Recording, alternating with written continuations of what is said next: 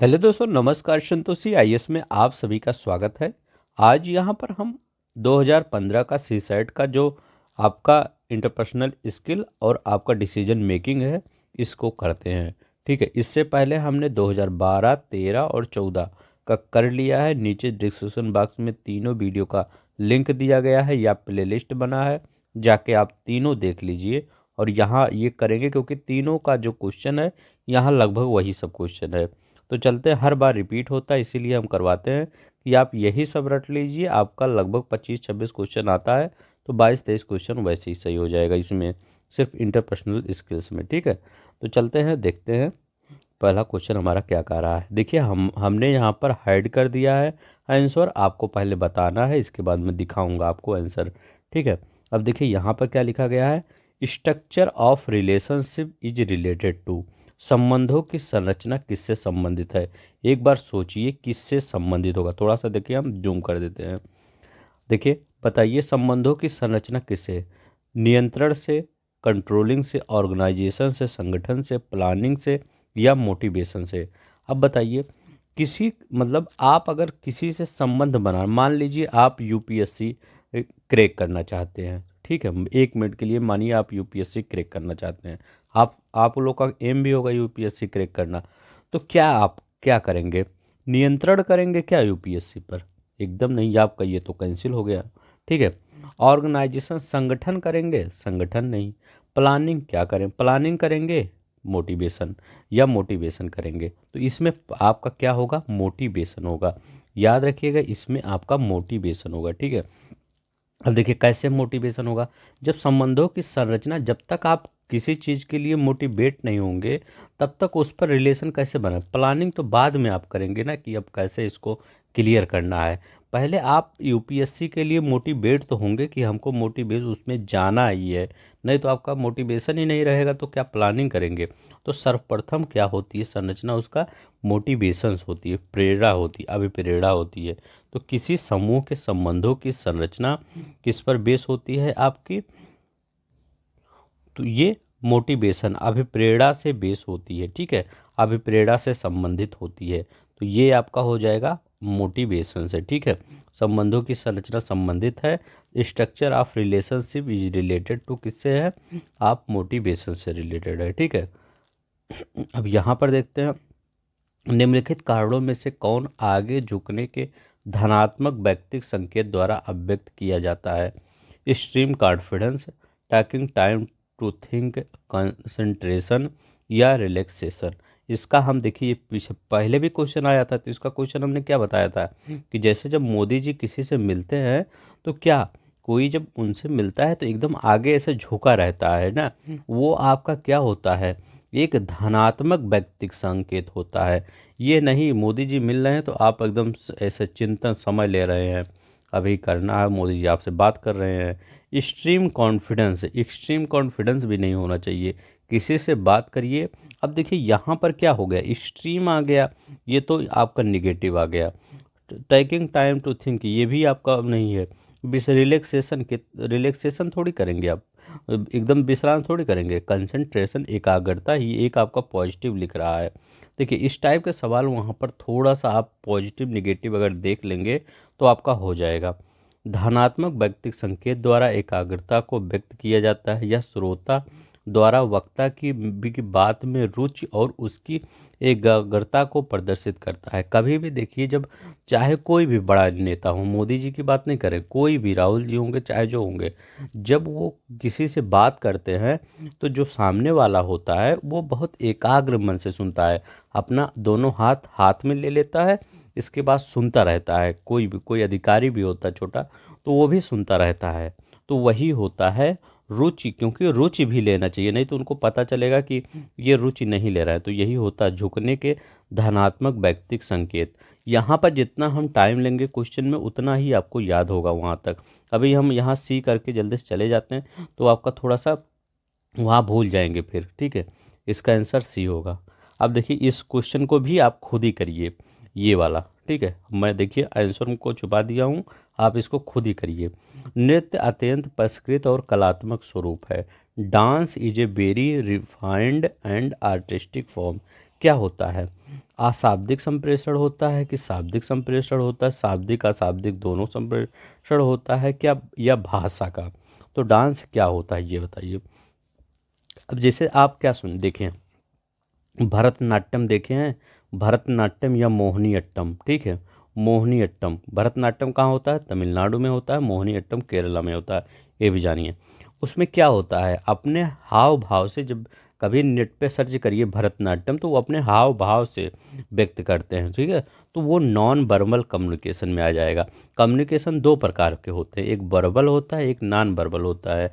Non verbal में हम क्या पिछले वीडियो में बताए थे, चार्ली चैपलिन वाला देखे हैं, वीडियो सर्च करेंगे यूट्यूब पे चार्ली चैपलिन, एक वाइट कलर का आपका पूरा वीडियो ही आता है, ठीक, उसमें रंगीन नहीं आता, ठीक है। तो वो चार्ली चैपलिन वो नॉन वर्बल कम्युनिकेशन हमेशा करता है। जो भरतनाट्यम होता है और ये आपका मोहिनीअट्टम होता है वो सब अपने हाथों से हाव भाव से करते हैं। तो नृत्य क्या है आपका, वो नॉन वर्बल ही है ना। तो ये क्या है आपका, नृत्य नॉन वर्बल कम्युनिकेशन होता है। ये देखिए आपका यहाँ पर ए वाला क्वेश्चन है। ये नृत्य कथनों का संकेतीकरण होता है, ये शाब्दिक संप्रेषण होते हैं। अशाब्दिक संप्रेषण का अर्थ है इशारों में बात करना या संप्रेषण में अवधारणात्मक शब्दों का अभाव। तो इशारों में कौन, चार्ली चैपलिन इशारों में हमेशा बात करता है, ठीक है। अब जब वहाँ पे नॉन वर्बल वर्बल आएगा तो चार्ली चैपलिन वाला देख लीजिएगा, ठीक है। अब देखिए यहाँ पर which one of the following is false, कौन सा आपका गलत है। अब देखिए इसको भी आप खुद ही करिए, कौन सा आपका सत्य है। अंतर व्यक्तिक कौशल विकसित होते हैं, इंटरपर्सनल जो स्किल आर डेवलप थ्रो, किससे डेवलप होते हैं बताइए। लिमिटेशन अनुकरण द्वारा, इंटरमिटेंट पनिशमेंट द्वारा, या आइडेंटिफिकेशन द्वारा, या इंटरनलाइजेशन आत्मसात करने के द्वारा। तो इंटरपर्सनल स्किल किसके द्वारा आपके होते हैं ये बताइए।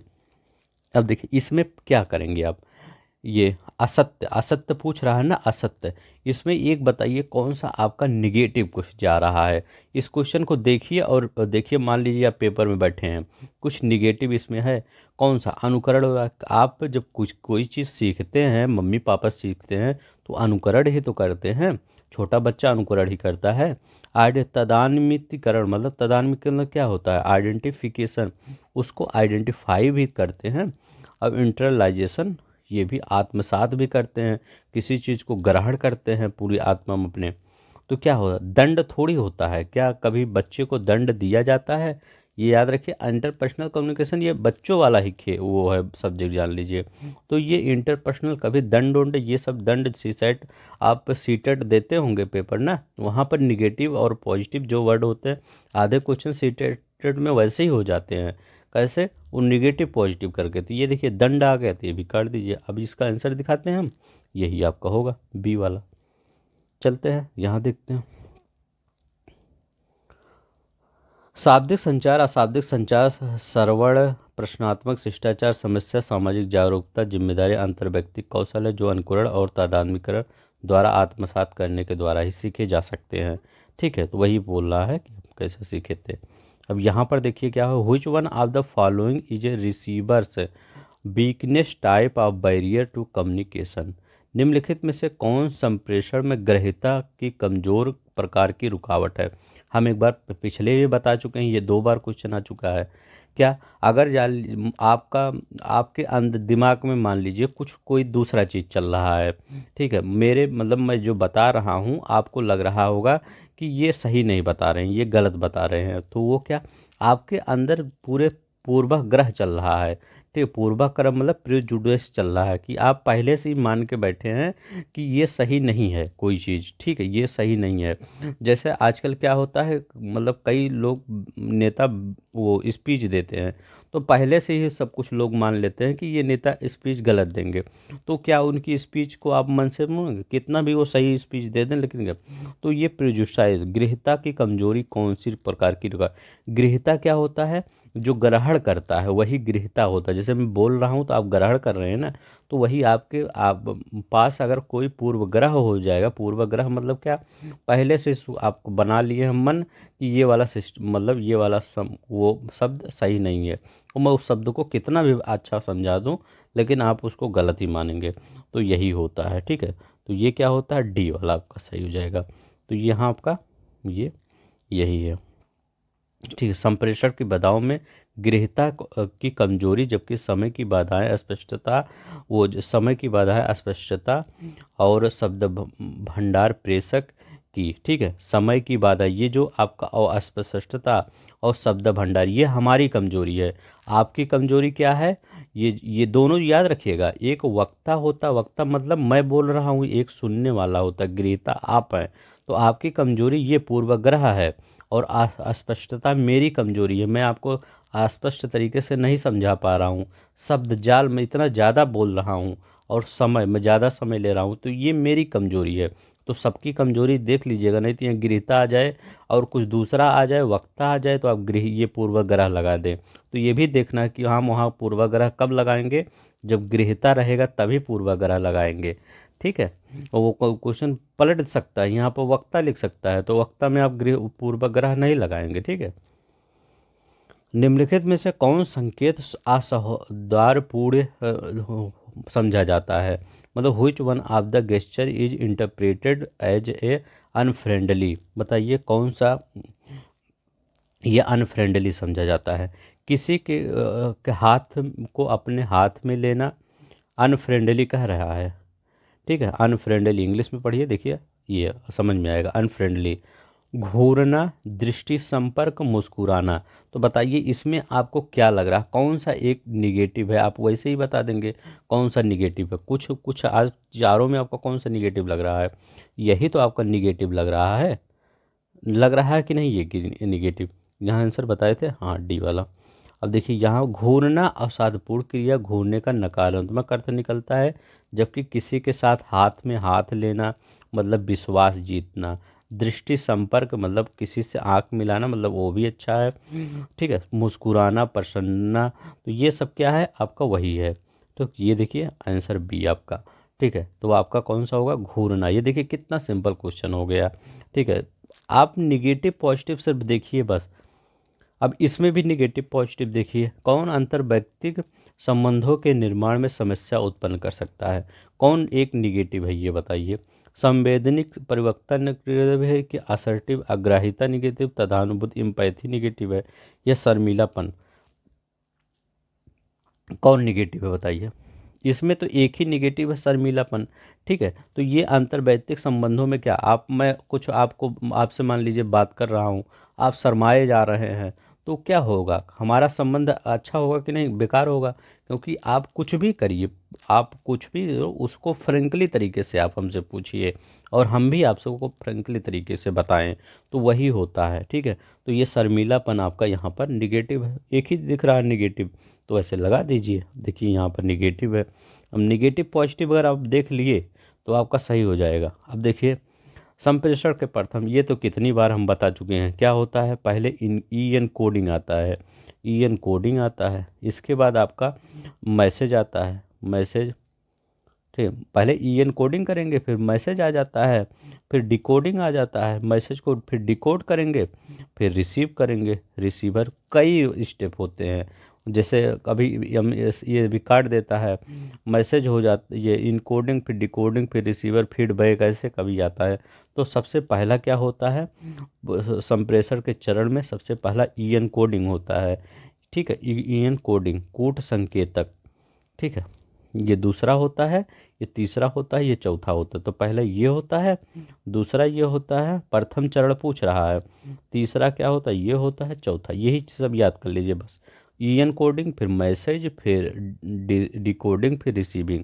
तो E M D R, E M D R, यही याद कर लीजिए, encoding, message, decoding, receiver, आपका सही हो जाएगा। ठीक है, अब देखिए यहाँ पर आंसर में दिखाता हूँ, ये आंसर ए वाला है। ठीक है, प्रथम चरण। अब देखिए यहाँ पर क्या लिखा गया है, किसी संगठन में संप्रेषण जो प्रकारों और स्तरों से परे पाया जाता है वह जाना जाता है। Communication that cut across function and level in organization is known as.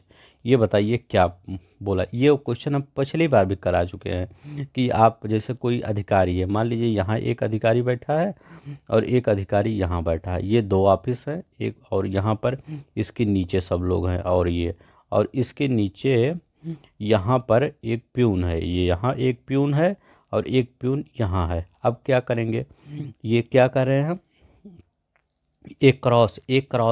Cross कब होगा कि मतलब जब ये ऐसे यहाँ पर ये आ जाएंगे, ये यहाँ पे आ जाएंगे, तो ये जो मेन वाले अधिकारी हैं, ये मेन वाले अधिकारी इस वाले जो ऑर्गेनाइजेशन, ये वाला ऑर्गेनाइजेशन के एकदम नीचे वाले बॉटम वाले से तो बात करेंगे, एकदम नीचे वाला भी ना रहे, लेकिन चाहे वो आपका जो एकदम नीचे वाला स्तर वाला अगर अधिकारी है उससे बात कर रहे हैं, ये मेन अधिकारी जो बड़ा वाला यहाँ मैनेजर है।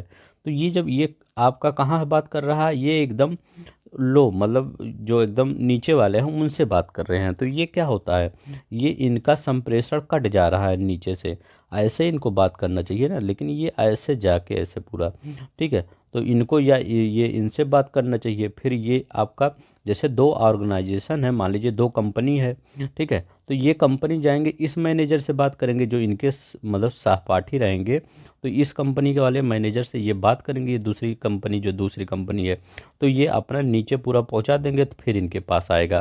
तो ये क्रॉस नहीं हुआ, लेकिन ये डायरेक्ट ये वाली कंपनी वाले जो मैनेजर हैं ये किसी से नहीं मिले, ठीक है, ये किसी से नहीं मिले, डायरेक्ट वो नीचे वाले से चले गए। तो यही होता है क्रॉस वाला। क्या होता है क्रॉस वाला, ये होता है कि मतलब जो आपका ये मतलब एक फॉलो पैटर्न ना फॉलो करके, और तो वो होता है डायगोनल कम्युनिकेशन, विकर्डी। किसी संगठन या संप्रेषण जो प्रकारों और स्तरों से परे है, जो अब विकर्डी संप्रेषण कहला के रूप में जाना जाता है। लोक सेवा आयोग में इस प्रश्न को बी दिया है, ठीक है, तो ये हॉरिजेंटल दिया है लोक सेवा आयोग ने, लेकिन इसका यही होगा, ठीक है। आपका क्रॉस वाला ये क्वेश्चन पहले भी आ चुका है। क्रॉस वाला यही होता है कि जो एक अधिकारी होता है वो दूसरे से जाके यहाँ से, मान लीजिए ये अधिकारी गुटखा खाता है, ये वाला मेन वाला मैनेजर, तो ये जाके जो छोटा वाला एकदम नीचे वाला ये भी गुटखा खाता है, तो ये सबसे थोड़ी मांगेगा, यहाँ कहेगा जाओ गुटखा लेके आओ, तो ऐसे सब थोड़ी जाएंगे। ये करने मतलब धीरे से जाएगा, ये यहाँ पर और यहाँ पर कहेगा गुटखा दे दीजिए भाई थोड़ा सा, ठीक है, तो ये गुटखा थोड़ा ले लेगा, इसके बाद इससे इसके बाद जाके खा लेगा, फिर देगा, यही है। तो यही होता है डायगोनल। अब अंतर व्यक्तिक कौशल के लिए आवश्यक है, क्या अंतर व्यक्तिक कौशल के लिए आवश्यक है बताइए, यहाँ पर बताइए, यहाँ भी आपका यही ये भी क्वेश्चन आप कर लेंगे, ठीक है। यहाँ पर हम बताए, यहाँ पर तो आंसर दिखाए ही नहीं हम आपको, ये आंसर दिखाते हैं सी वाला, ठीक है, ये सी वाला, ये वाला बताइए, ये वाला अंतर व्यक्तिक कौशल के लिए आवश्यक क्या है। जो लोग को पसंद आ रहा होगा प्लीज़ वो लोग सब्सक्राइब कर लेंगे और लाइक कर देंगे। आपका पूरा हम आपका जो ये सीसेट है इसका टेंशन ख़त्म कर दीजिए, हम मैथ भी लाएंगे, आपका रीजनिंग भी लाएंगे, आपका हिंदी सब कुछ करवा देंगे। आप मैं ये बिलीव दिलवाता हूँ आपको, पूरा आपका लगभग 60-70 को नंबर तो आ ही जाएगा सीसेट में। वहाँ पर 10-15 मिनट करके पहले बैठ जाएंगे, जैसे मैं पढ़ा दूंगा आपको, ठीक है। सिर्फ मेरे 1 महीने तक आप जुड़ जाइए बस। अंतर्व्यक्तिक कौशल की आवश्यकता, अब बताइए इसमें क्या आवश्यक है, जो मतलब इंटरपर्सनल स्किल्स के लिए क्या आवश्यक है। व्यक्ति को अंग्रेजी या हिंदी तथा अन्य भारतीय भाषा का ज्ञान हो।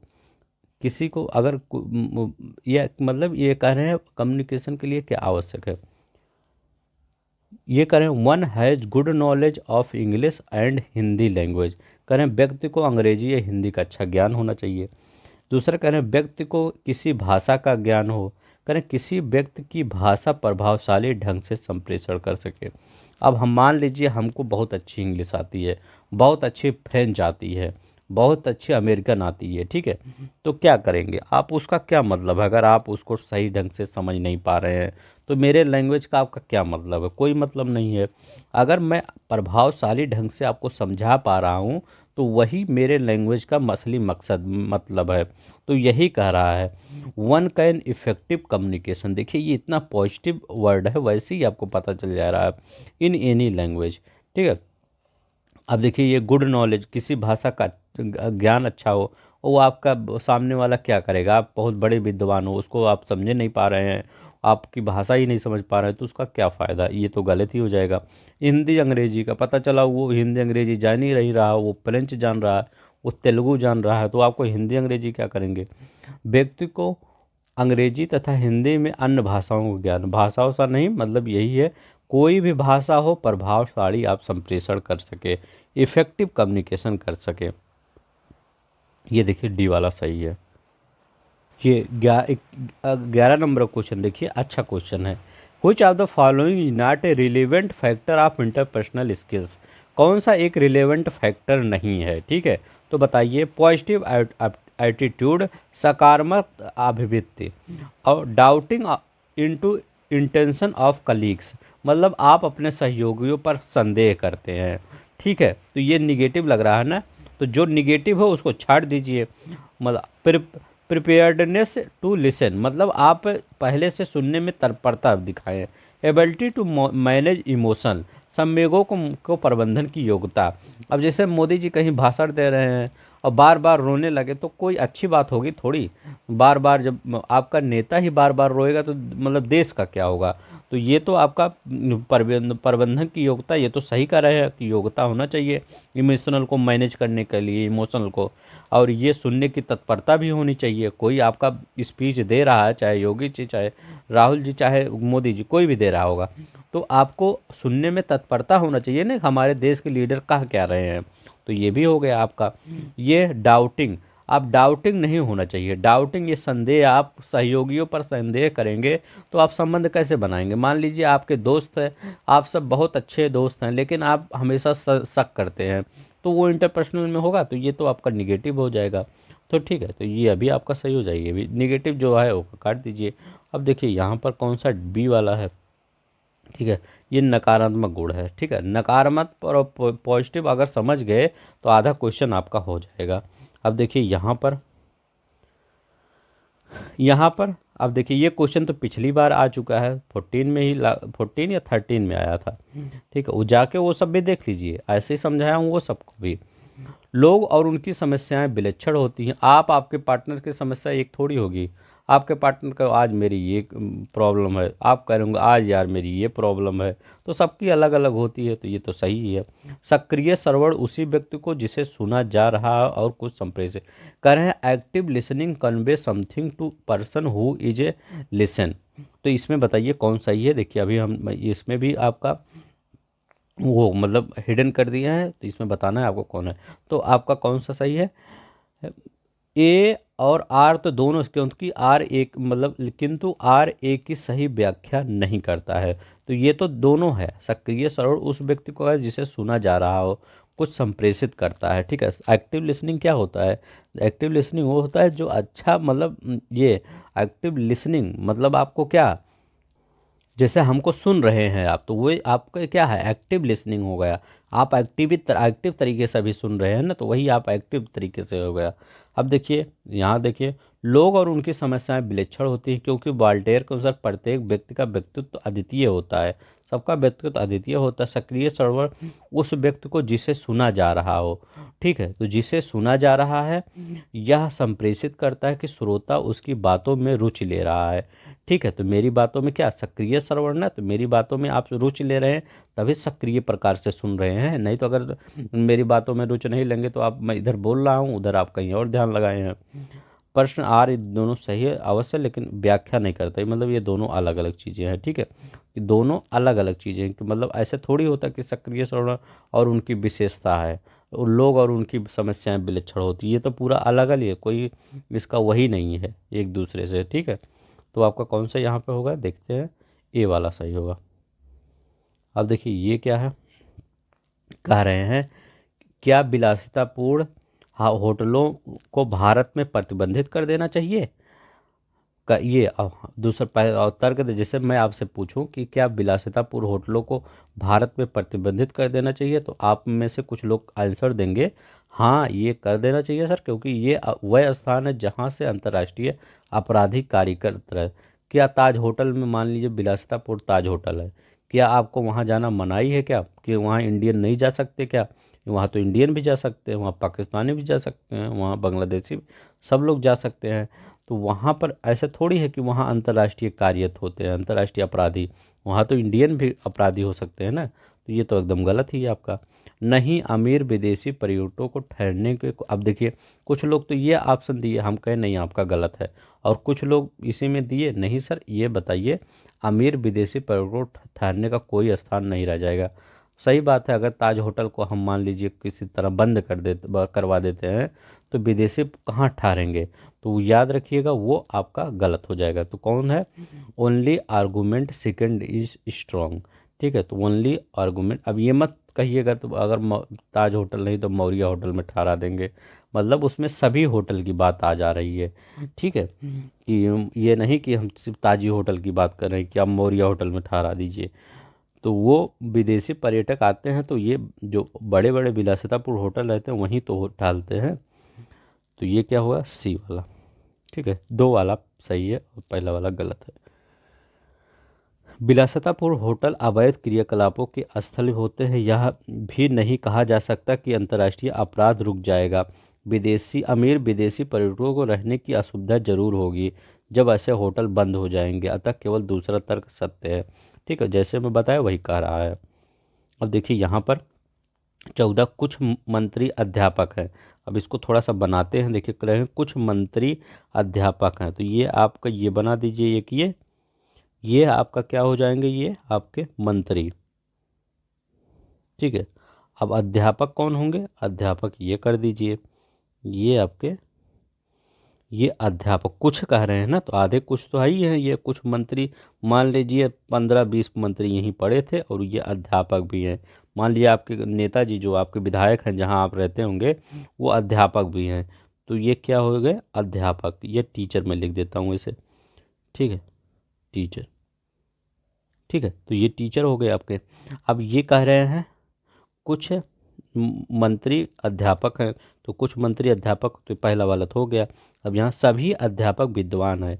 अब ये जो अध्यापक थे मंत्री में कुछ अध्यापक भी थे ना, तो ये बहुत विद्वान हैं, तो इनको क्या करेंगे, ये सभी करें ना, तो ये सभी क्या है, विद्वान है। ये देखिए ये हमको ये ऐसे ला के कर दिए, तो यहाँ पर स्कॉलर रख के कर दिए। ठीक है, एससी लिख दिए। ठीक है, तो ये सब सभी टीचर जो होते हैं सभी अध्यापक विद्वान है। अब पहला कहना क्या चाह रहा है, कुछ मंत्री विद्वान हैं, कह रहे हैं कुछ मंत्री विद्वान हैं, जो मंत्री कुछ हैं आपके यहाँ जो मंत्री हैं हो सकता है वो विद्वान हो।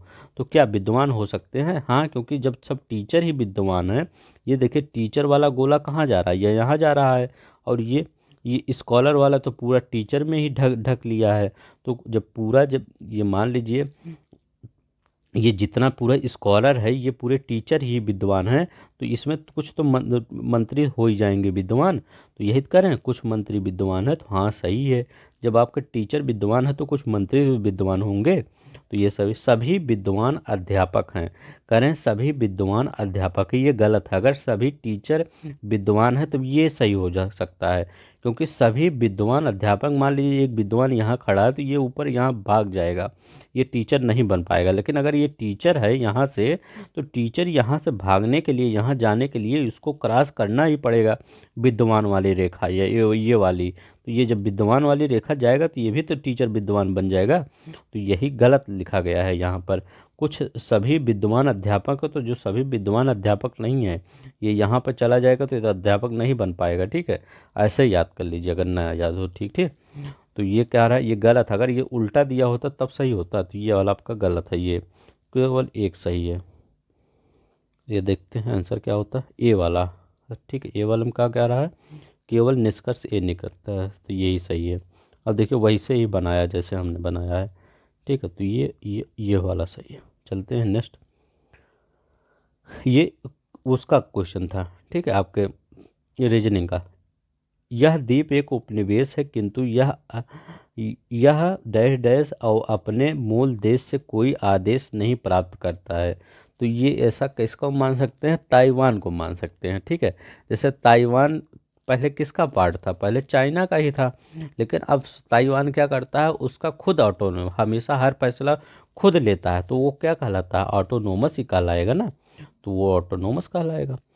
यह द्वीप उपनिवेश है और अपने मूल देश से कोई आदेश नहीं प्राप्त करता, इसका आशय यह है कि यह उपनिवेश है और स्वायत्त उपनिवेश, मतलब वो ऑटोनोमस है पूरी तरीके से। ठीक है, जैसे ताइवान आप ले लीजिए।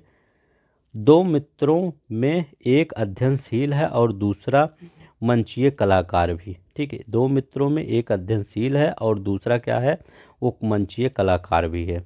मतलब दोनों अध्ययनशील है, इनका मतलब क्या है कि दो अध्ययनशील है और दूसरा क्या है, मंचीय कलाकार भी है। दूसरे दिन उनकी परीक्षा है। इसी रात सुप्रसिद्ध नाटक हैमलेट का मंचन हो रहा है। तो दोनों क्या निर्णय लेंगे, तो क्या निर्णय लेंगे ये बताइए।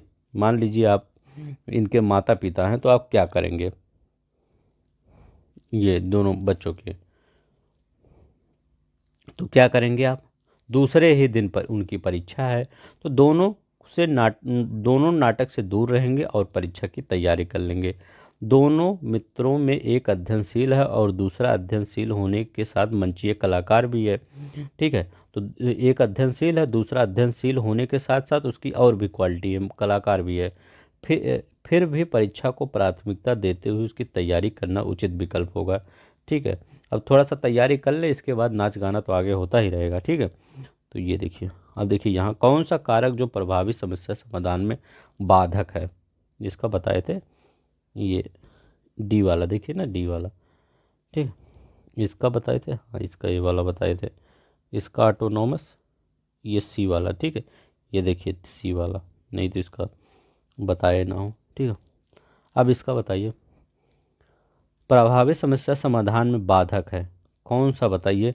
जो आपका निगेटिव होगा वही हटा दीजिए, वही होगा। अब क्या, प्रयत्न एवं भूल, भूल तो बच्चे करते हैं, तो क्या बाधक होता है क्या। जब तक आप भूल नहीं करेंगे तब तक सीखेंगे नहीं। ये मत सोचिएगा ये भूल आपका ये बाधक है। भूल सबसे अच्छी बात है, जितनी बार भूल करेंगे उतना बार सीखेंगे। ध्यान भंग, डिस्ट्रैक्शन। ठीक है, तो ध्यान भंग तो होता ही रहता है, समस्या समाधान में बाधक ये नहीं हो सकता। ठीक है, उपयुक्त में से कौन, फंक्शनल फिक्सडनेस, प्रयागात्मक बाध्यता।